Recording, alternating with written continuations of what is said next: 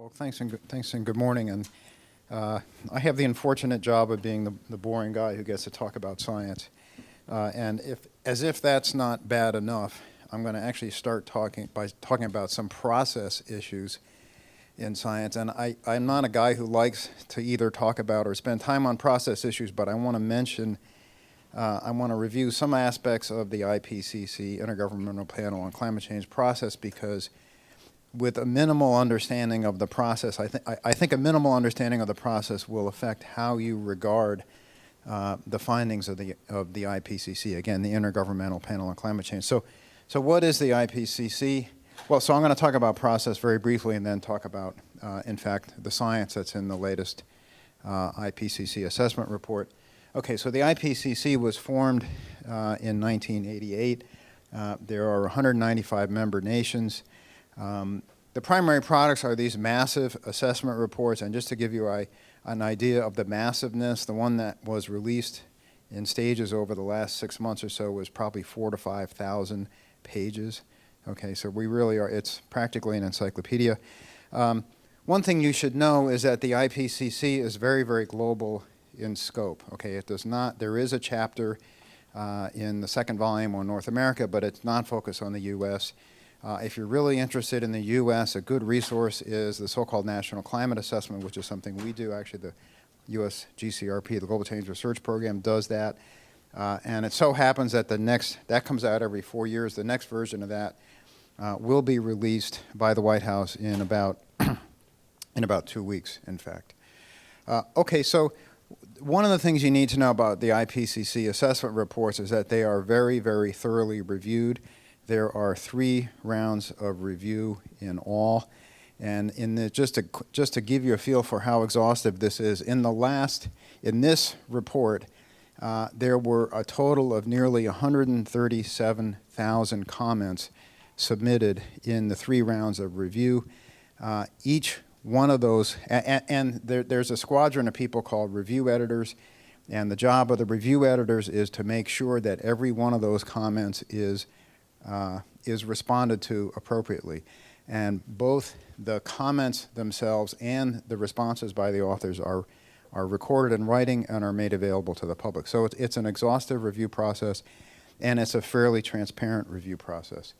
The other thing you should know about IPCC process is how the so-called summary for policy makers are approved. And so I mentioned that these volumes are exhaustively thick, and frankly, most non-scientists don't delve in there.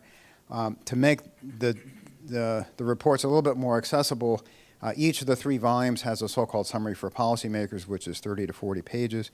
And these summary for policymakers are approved by governments at so-called approval sessions. And what happens in these approval sessions is the 30 to 40 page summary for policymakers is gone over sentence by sentence, and one sentence is put on the screen at a time, and the chairman says, does anybody have any concern about this sentence? And you can imagine with 100+ governments there, so it's an exhaustive process, but in the end, what you get is you get a document where every government has approved every sentence, okay? It has to be consensus, and it has to be unanimous. And the other thing that happens, as you can imagine, with a process where everybody has to approve every sentence, is you get very cautious sentences, because by definition, that's what everybody will agree to, okay? So this is, I think, significant because some of the IPCC's detractors criticize it for being alarmist, but the fact is just the opposite is true. It's very, very cautious, and part of the reason it's very, very cautious is because of this process where every government approves every sentence, at least in the summary. Okay, and so as you can imagine, these approval sessions get exhausting. This is literally 4 o'clock in the morning. These are members of the U.S. delegation. These are members of the Japanese. And no, they're not looking at their laptops. Their eyes are closed. Okay, so this is what happens in the middle of the night. Okay, so let's talk a little bit about science, and I'll start with physical climate system. And this latest volume, I would say, has no surprises in terms of physical climate results. I mean, global warming marches on despite what you might hear. And this is the well-known It's actually several different measurements of the near-surface air temperature. You can see it steadily rising despite a slight slowdown in the warming over the last 10 years ago. You can see those sorts of slowdowns have occurred before. If you look at the results decade by decade, which is what is shown here, and again, there's different data sets, and that's what the different lines are, you can see if you smooth out the short-term variations, the increase continues. This is the same sort of thing actually for not the atmosphere, but the ocean. And the ocean, unfortunately, is not very well observed, but it's actually something like over 90% of the excess heat from human greenhouse gases actually goes into the ocean. So if you actually want to see, it's actually a better place to look for climate change than the atmosphere. But again, unfortunately, it's not very well observed, especially beneath the surface. And this is sea level rise.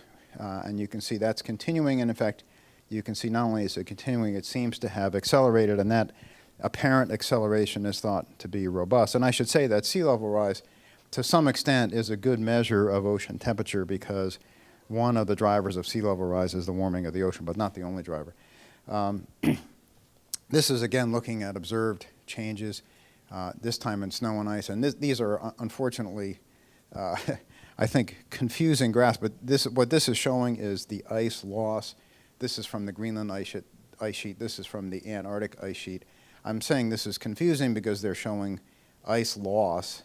And so the curve is going up even though the amount of ice is going down. But that's a kind of thing that only IPCC can do. And this is showing area covered by snow in the northern hemisphere. You can see again over the last 30 years this has started to decline. This is sea ice extent in the Arctic. This is not only declining, but also you can see declining recently at a rate that seems to be increasing. Okay, so the message is global warming marches on. I'm sorry this slide is fuzzy. I don't know why. And this is illustrative of how we understand causes of climate change. And one of the things you should know is that the scientific community does not simply assume that because things are changing, it must be due to human greenhouse gases. There's a rigorous science of detection and attribution, which very carefully analyzes observed changes and tries to discern what's causing them, how much of these are due to human greenhouse gases, how much are natural variability, and so on and so on. And just to give you an example, this is, well, one of the ways, not the only way, we think that recent warming is, in fact, due to greenhouse gases. This black curve, which I'm sorry it's fuzzy, I already showed you. This is surface air temperature observations. This sort of reddish pinkish curve is model simulations, including human greenhouse gases. This is model simulations not including human greenhouse gases. You can see only the simulations with greenhouse gases are pretty close to the observations. The simulations without are not close at all. This is the same thing. It's very fuzzy. It's for North America. This is the same thing for Arctic sea ice. This is the same thing for the ocean temperature. You can see the same message all over, which is that the only way we can explain what we're seeing is by human greenhouse gases. So turning to the future, projected, well, what happens in the future depends on what we do, okay? It depends on how much effort we make to reduce greenhouse gas emissions. And of course, that's not knowable, so we use what are called scenarios. And this illustrates two scenarios.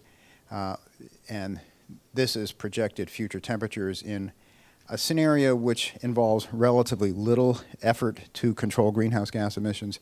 And this scenario is one that involves really a comprehensive global effort to control greenhouse gas emissions. In fact, a lot of folks think that this is not even theoretically possible, but you can see it makes a big difference in terms of future temperature, it makes a big difference in terms of future sea level, and makes a big difference in terms of what happens to the area of Arctic sea ice. And, you know, these things, I will say, looking at something like this, okay, it doesn't tell you much because it's telling you global average temperature. That's a yardstick, but it doesn't really mean much to folks, okay? So this is showing a warming of 4 degrees. Well, what does that mean? What's the world like at 4 degrees, okay? And that's really the question. And simply looking at a graph like this doesn't answer that question. What answers that question is looking at the so-called societal impacts. And this looks at questions like, well, what happens to species? What happens to water supply reliability? What happens to human health? Okay, so these are, in some sense, the questions that really matter. And one of the volumes of the 3 is devoted to this question, these sets of questions. And, one of the things that's emerging, or has emerged since the previous assessment, is that we do see societal impacts of climate change. And these are some of them, the ones that we actually see, but not all of them. And when I say that we see these impacts, again, what I mean is that there is some rigor involved in assigning the causes of these observed changes, okay? So in other words, just because we see changes in species ranges, we don't automatically assume that's due to climate change. There's a lot of science that goes into making that assessment of causality, okay? So in terms of what we expect in the future, impacts on crop yields will be significant even as demand for food goes up. Extreme weather risks are already an issue. Clearly, well, we know that some kinds of extreme weather are exacerbated by climate change. We know that's happening already. We know that that will continue. Extreme weather risks are exacerbated by climate change. Species and ecosystems, I think, are a real issue. And one of the things that we really don't understand, and we have some inkling of, if we look at species one at a time, okay, this species likes such and such a temperature range. We have some idea where that might go. But then what happens is species depend upon one another. They react differently to climate change. That sort of question of how the species interact and what ends up happening to ecosystems, we really have very little understanding of at this point.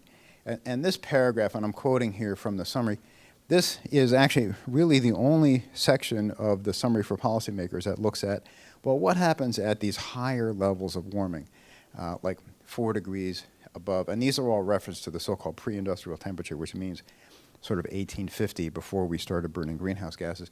And the truth is we have relatively little solid understanding of what would happen at these higher levels of warming, but it looks somewhat ominous, I would say, and certainly the possibility for large extinctions, large impacts on ecosystems, large impacts on crop yields and food security. And it can also simply, in some parts of the year and some times of the year, simply be too hot and humid to work outside. The other thing that happens as we get warmer is this issue of tipping points. And the idea of tipping points is that, at some level of temperature, it will become inevitable, for example, that the Greenland ice sheet will melt, okay? And that process will take a long time. It will take centuries to unfold, but at some point it becomes unstoppable, and that's the tipping point. And we don't know where that tipping point is, but the warmer it gets, the higher the likelihood that we cross that tipping point. And there's others as well. That's just one example. Okay, so turning to the final volume. Yeah, I'm doing it, okay. She's ready with the boat hook. So the final volume of the 3 IPCC volumes looks at efforts to control climate change. Actually, it starts by looking at historical greenhouse gas emissions, okay? And this is an important finding, and what this is showing is simply the sum total of global greenhouse gas emissions over time, starting in 1970.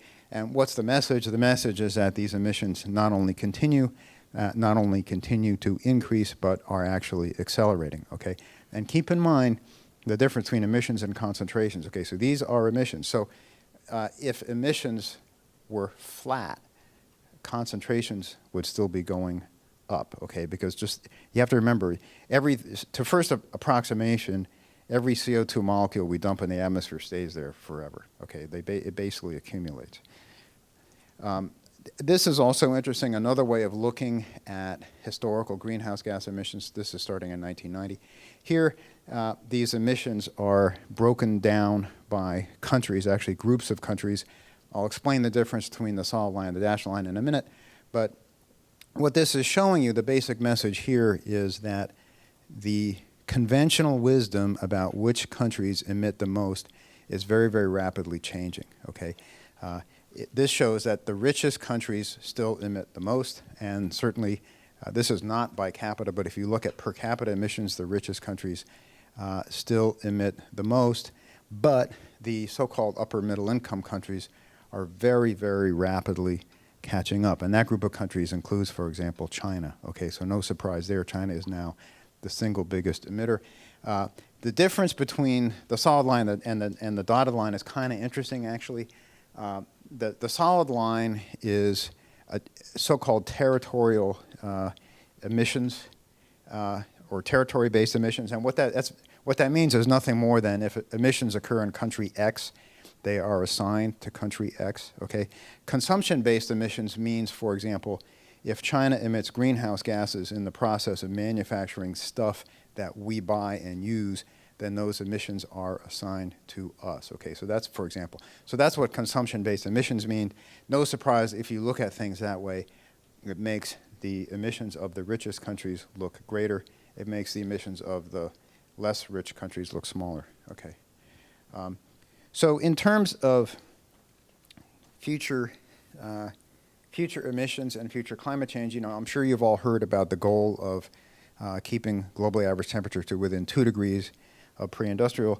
And one of the messages from IPCC, I think, is that unfortunately it seems, I would say, nearly impossible at this point to meet that goal. And this report lays out, I think, pretty starkly what would be required to do that, okay? And what would be required to do that would be by 2050, we would have to reduce global greenhouse gas emissions by somewhere between 40 to 70% of present emissions, okay? And that sounds bad enough, but keep in mind that emissions are expected to grow substantially by 2050. So in fact, compared to baseline, we would have to reduce emissions by substantially more than 40 to 70%. By 2100, we essentially have to stop emitting entirely. In fact, in some of the scenarios that meet the 2-degree warming target, in some of those scenarios, the emissions actually have to be negative, meaning that we have to be pulling substantial amounts of carbon dioxide out of the atmosphere, which is not something that we know how to do. So this is my last slide, and I want to try to interject a little clarity about into the discussion of what does climate change cost, okay? And as a general rule, you can think of the cost of climate change in 3 sort of categories, okay? One is what you would call the cost of impacts, okay? And that essentially means money spent to recover from harm done by climate change. So if my house is wiped out by a flood, and if that flood were due to climate change, and if I spend money rebuilding my house, that's a cost of a societal impact. Costs of adaptation means money invested to prevent future harm. Okay, so if after my house is wiped out, I decide, okay, I'm going to put this thing on stilts so this won't happen again. You know, the price I pay for those putting the house on stilts is a cost of adaptation. Cost of mitigation means essentially measures taken to reduce future greenhouse gas emissions. So investing in new sources of energy generation and so on. And this latest volume discusses costs of mitigation. This is the latest volume of IPCC. And it says to limit warming to 2 degrees will cost somewhere between 3 and 11% of global consumption by 2100. Now that sounds like a lot, okay? 3% sounds like a recession, 11% sounds something like a depression. But what that doesn't make clear is that this is relative to some baseline economic growth that's expected to grow by anywhere from 300 to 900%. So it's not saying you get poorer, it's saying the economy grows a lot, it just doesn't grow quite as much. An equivalent way of expressing exactly that same cost is in terms of how much it affects the annual growth rate of the economy. And that is estimated to be around 0.06 percentage points. Okay, so what that means is that if, without a comprehensive mitigation program, if the economy would have grown at 3% a year, with comprehensive mitigation, instead of growing at 3%, it would grow at 2.94%, which sounds like very little, but of course it does over the 86 years between now and 2100, that actually adds up to a lot of money. But as a general measure, as a general rule, you know, we will pay all of these costs. In fact, we do have choices. If we spend more money here, we will spend less money here. But for example, this number here, 0.2 to 2% of income, is assuming that we limit global average temperature to 2.5 degrees above pre-industrial, which would be very, very difficult to do. So this is sort of the minimum that we're going to end up paying for impacts. Just one final thing. So I said we will pay all three types of costs, and that's true. The other thing I would really caution you is that all of these cost numbers are, to say that they're extremely tentative, I think is an understatement. I really think we don't have much notion about what any of these costs are or will be.